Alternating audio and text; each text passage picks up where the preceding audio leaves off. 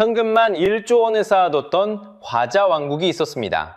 그런데 이 거대한 제국이 단 3년 만에 3조 원이 넘는 빚을 남기고 흔적도 없이 사라졌습니다. 여러분이 어릴 적 소풍 가서 드셨던 맛동산, 야구장에서 응원하며 드셨던 홈런볼 다 만들던 회사입니다. 그런데 더 이상한 건 빚이 3조 원을 넘었는데도 은행들이 앞다투어 돈을 빌려줬다는 거예요. 도대체 이 돈은 어디로 사라진 걸까요? 결론부터 말씀드리면 이 돈은 과자를 만드는 데 쓰이지 않았습니다. 그 진짜 행방을 지금부터 함께 추적해 보겠습니다.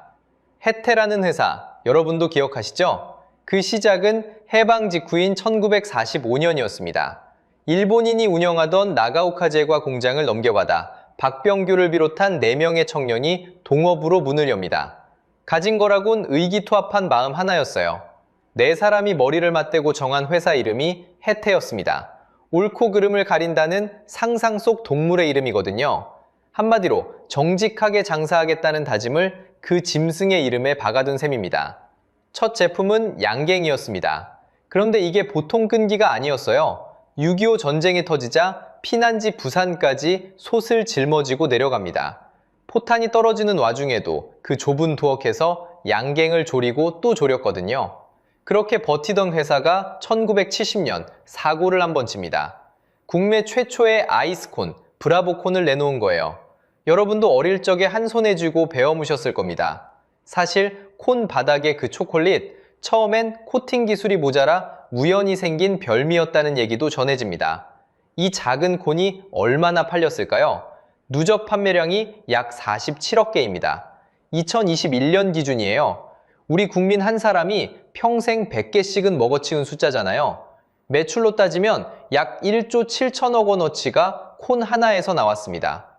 오죽하면 1972년 남북 적십자회담 때 북측 인사들이 이 브라보콘을 맛보고는 이거 외제 아니냐고 의심했다는 일화까지 있을 정도예요. 브라보콘만이 아니었어요. 1975년 맛동산이 나옵니다. 이 과자 2026년 기준으로 약 32억 봉지가 팔렸어요. 한 봉지씩 일렬로 늘어놓으면 지구에서 달까지 갔다가 다시 돌아오는 거리쯤 됩니다. 1981년엔 홈런볼까지 터지면서 혜태는 그야말로 만드는 족족 히트하는 회사가 됐죠. 여기서 끝이 아니었어요. 1982년 혜태는 광주를 연고로 야구단까지 만듭니다. 다른 대기업들이 다들 손살에 칠 때 혜태가 그 짐을 떠안았거든요. 그런데 이 팀이 한국 시리즈에서만 9번을 우승합니다. 광주 사람들에겐 그저 야구팀이 아니었어요. 무너진 자존심을 일으켜 세우는 깃발이었고 온 국민이 사랑한 호랑이였죠. 과자도 1등, 야구도 1등이었던 겁니다. 자, 여기서 핵심입니다. 1996년의 혜태가 어느 정도였는지 보세요. 한 해 매출이 2조 7천억 원이었습니다.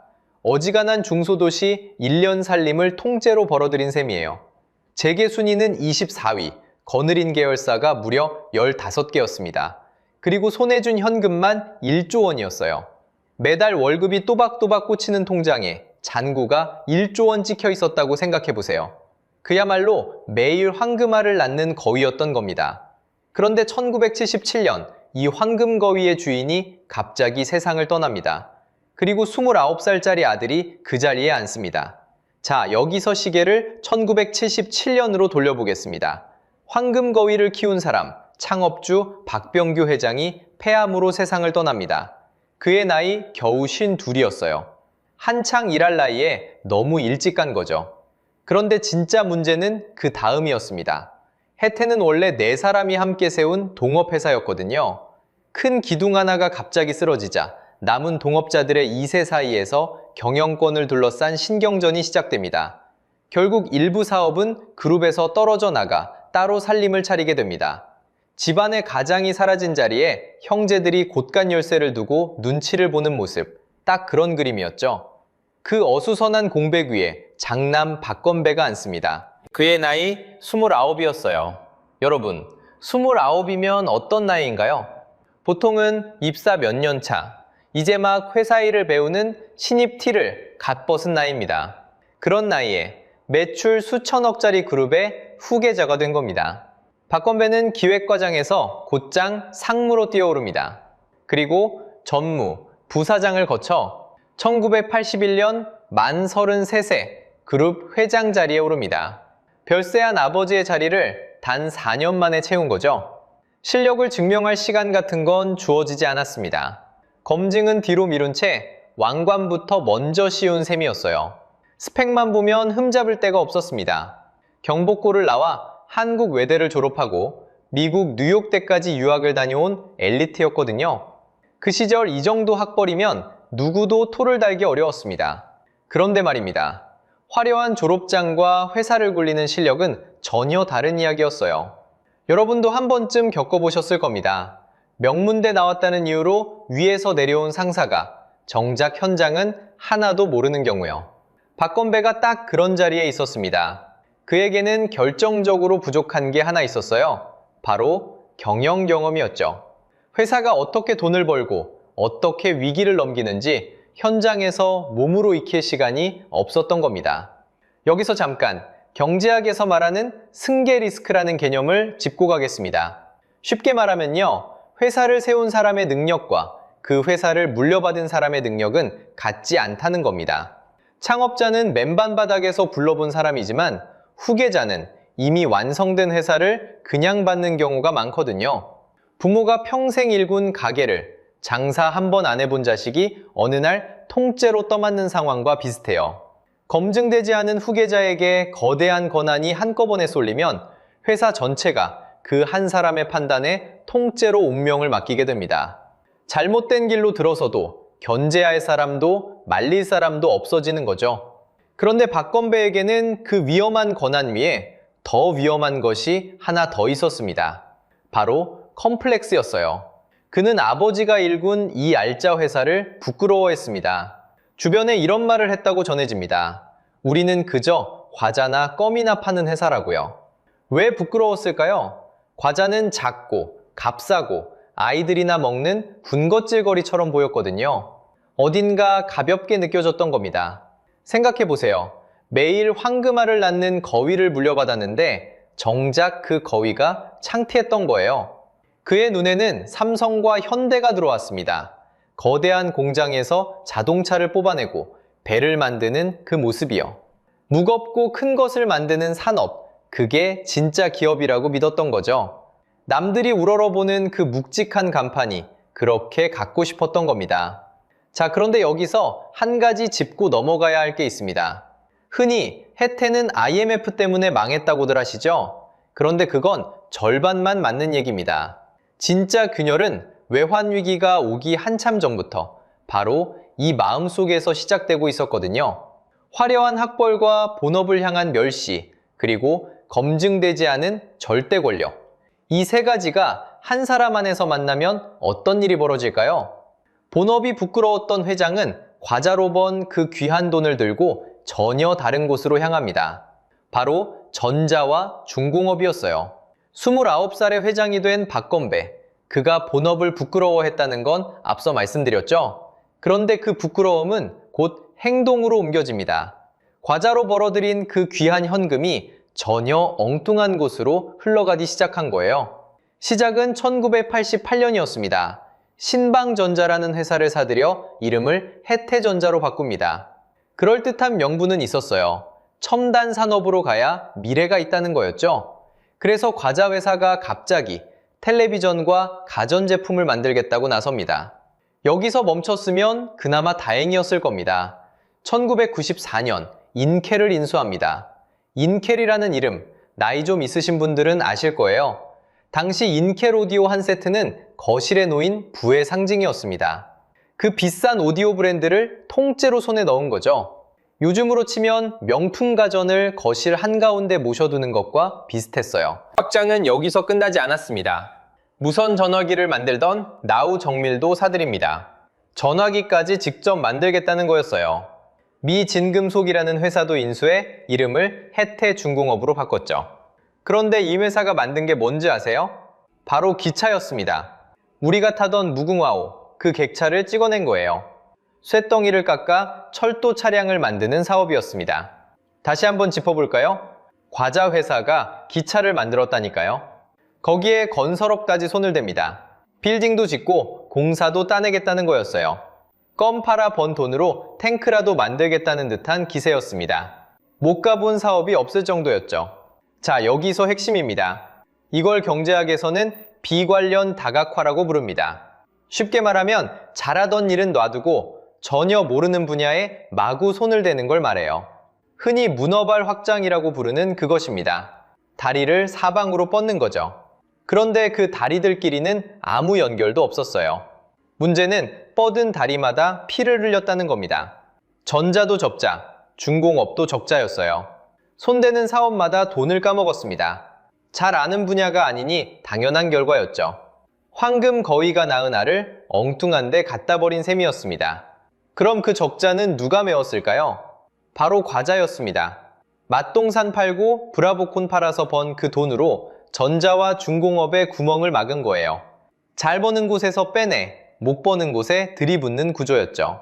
밑 빠진 독에 물을 붓는 것과 똑같았습니다. 아무리 부어도 독은 채워지지 않았어요. 규모만 키운다고 돈을 버는 게 아니거든요.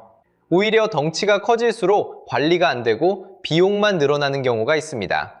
이걸 규모의 비경제라고 부릅니다. 몸집은 거대해졌는데 그 무게에 스스로 짓눌린 거예요. 혜태가 딱 그 함정에 빠진 거였죠. 생각해보세요. 잘 굴러가던 알짜 회사가 굳이 모르는 사업에 뛰어들어 스스로 피를 흘리고 있었습니다. 답답하다 못해 어이가 없을 지경이죠. 가만히 과자만 만들었어도 중간은 갔을 텐데 말이에요. 그런데 여기서 한 가지 의문이 남습니다. 적자가 그렇게 쌓였는데 회사는 어떻게 안 망하고 버텼을까요? 그 많은 적자를 메울 돈은 도대체 어디서 끌어왔을까요? 그 돈은 은행에서 나왔습니다. 그것도 갚을 수 없을 만큼요. 자, 이제 진짜 핵심입니다. 그 돈이 어떻게 회사를 통째로 잡아먹었는지 숫자로 보시죠. 3조라는 빚이 어떻게 쌓였는지 한번 제대로 들여다보죠. 생각보다 훨씬 무섭습니다. 부도 직전 혜태가 은행에서 끌어다 쓴 돈이 2조 9,780억 원이었습니다. 거의 3조 원이죠. 그런데 이 회사가 가진 재산을 다 합쳐도 3조 3,900억 원이었어요. 쉽게 말하면요, 가진 거의 전부가 빌린 돈으로 굴러가고 있었다는 뜻입니다. 내 집인 줄 알았는데 알고 보니 거의 다 은행 거였던 셈이죠. 이게 얼마나 위험한 건지 감이 잘 안 오시죠? 여기서 부채 비율이라는 말을 알아야 합니다. 어렵게 생각할 거 없어요. 내 주머니에 든 자기 돈하고 남한테 빌려온 돈을 견줘보는 숫자입니다. 자기 돈이 많으면 튼튼한 회사고 빌린 돈이 많으면 위태로운 회사인 거죠. 1996년 당시 우리나라 30대 재벌의 평균 부채 비율이 약 387%였습니다. 자기 돈 한 푼에 빚을 4푼 가까이 지고 있었다는 거죠. 그런데 혜태는 그 평균을 훨씬 웃도는 빚더미 위에 앉아 있었습니다. 일부 보도에 따르면 자기 돈의 10배가 넘는 빚을 졌다는 얘기까지 나왔어요. 상식적으로 생각하면 이쯤 되면 회사를 멈춰야 정상입니다. 그런데 못 멈춰요. 왜 그럴까요? 이걸 경제학에서는 자전거 조업이라고 부릅니다. 자전거는 페달을 멈추는 순간 옆으로 쓰러지잖아요. 회사도 똑같았습니다.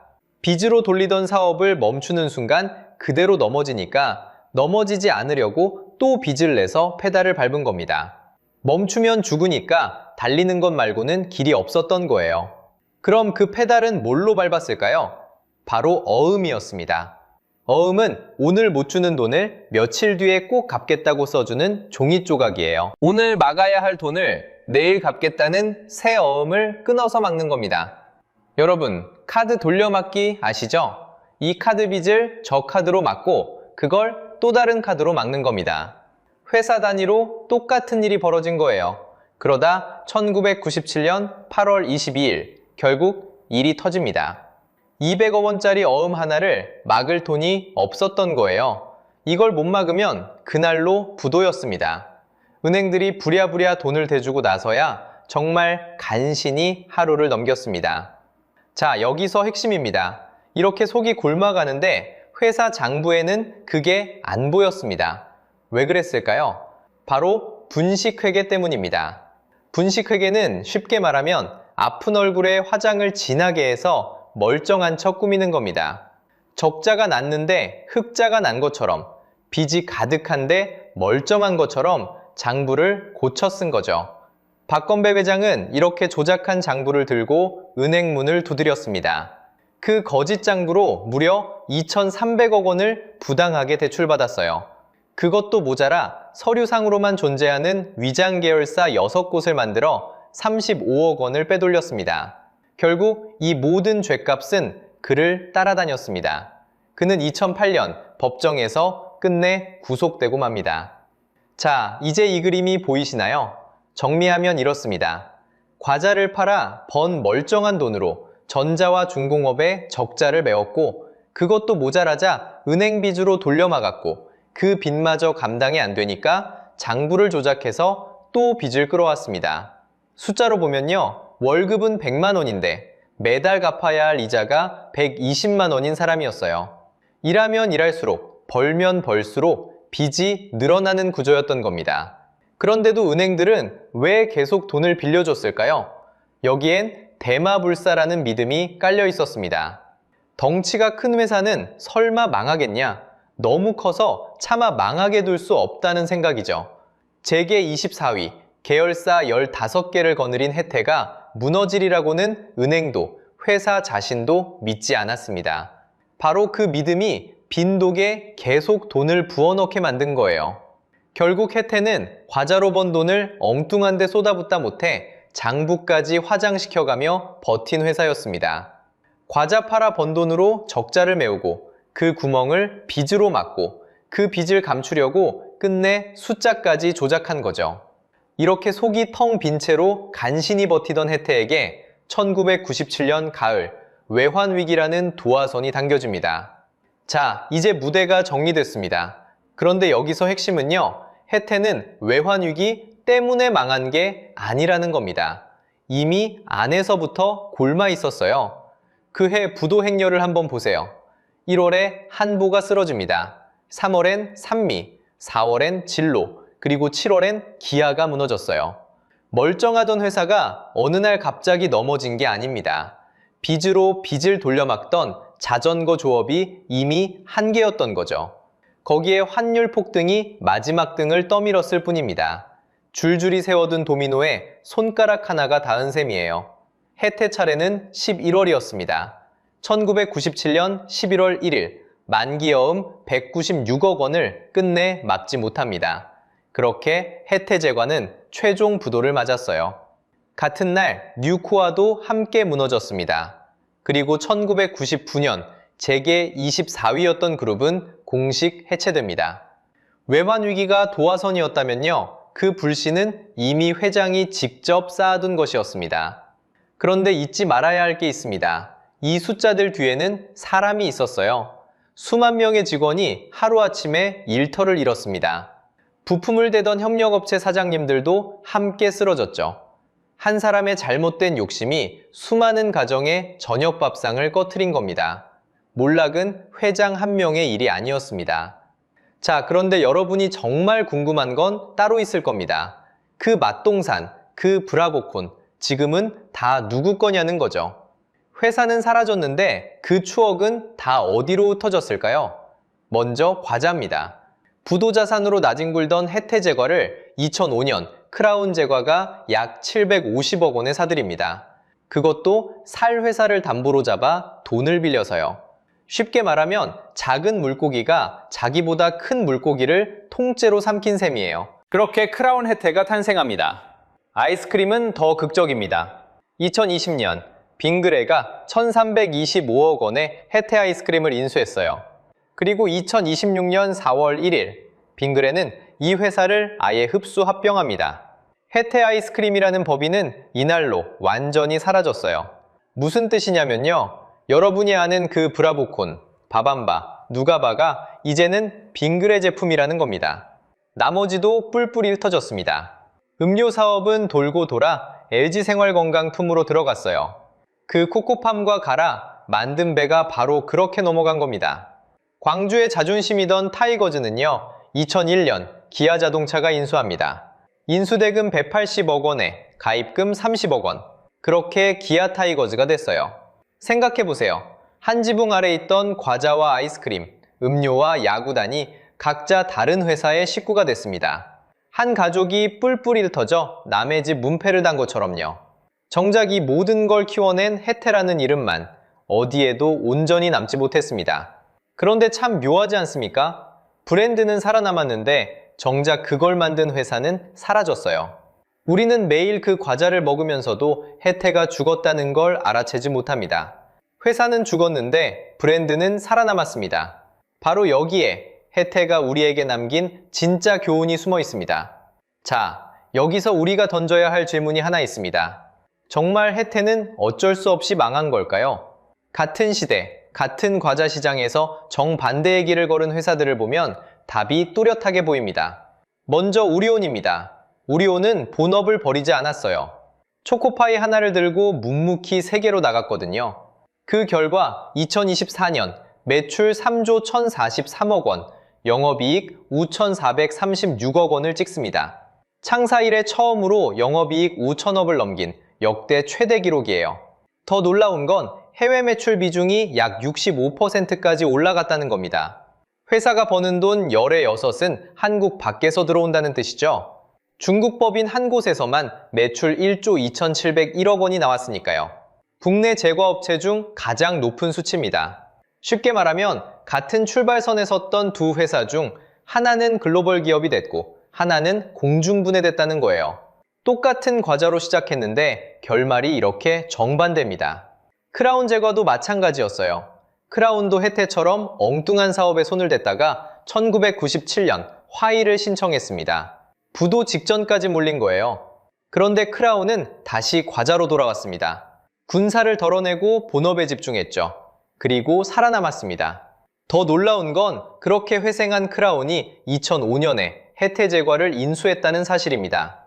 한때 자기보다 몇 배는 컸던 회사를 위기를 견딘 작은 회사가 통째로 삼킨 거예요. 작은 물고기가 큰 물고기를 삼킨 셈이죠. 결국 운명을 가른 건 IMF가 아니었습니다. 분수를 알았느냐, 몰랐느냐의 차이였어요. 욕심부리지 않고 본업만 지켰어도 중간은 갔을 텐데 말이죠. 분수를 안다는 것, 이게 사실 가장 어려운 경영입니다. 그런데 이게 단지 옛날 이야기일까요? 그렇지 않습니다. 능력이 검증되지 않은 후계자에게 거대한 조직을 통째로 넘기는 일, 잘하던 본업을 우습게 보고 한눈 파는 경영, 덩치가 크니 설마 망하겠냐는 안일함, 이 세 가지는 지금 이 순간에도 어딘가에서 반복되고 있어요. 그래서 우리는 세 가지를 기억해야 합니다. 첫째, 후계자는 핏줄이 아니라 검증된 실력으로 세워야 합니다. 둘째, 돈을 벌어다 주는 본업을 절대 부끄러워하지 말아야 해요. 셋째, 장부는 화장이 아니라 거울이어야 합니다. 투명한 회계 없이 버틴 성장은 결국 모래성이거든요. 여기서 여러분께 묻고 싶습니다. 만약 여러분이 29에 그 자리에 앉은 박건뱅 회장이었다면 매일 황금알을 낳던 그 거위를 끝까지 지켰을까요? 아니면 더 화려한 무언가에 손을 뻗었을까요? 여러분의 생각을 댓글로 들려주세요. 다음 영상에서는 또 다른 한국 기업의 몰락을 다뤄보려 합니다. 한때 재계 순위를 다투던 거대 그룹이 어쩌다 무리한 욕심 하나로 무너졌는지 그 돈의 흐름을 다시 추적해 보겠습니다. 오늘 영상이 유익하고 재밌으셨다면 구독과 좋아요 부탁드리겠습니다. 시청해주셔서 감사합니다.